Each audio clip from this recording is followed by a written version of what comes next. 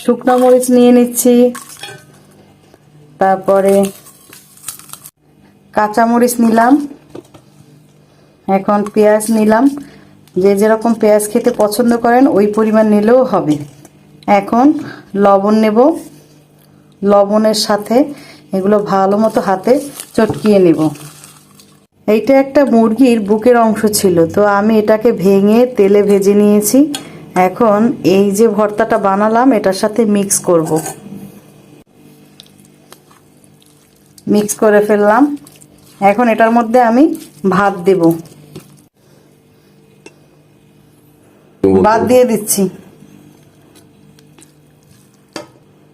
এখন সুন্দর করে ভাতের সাথে মিক্স করব।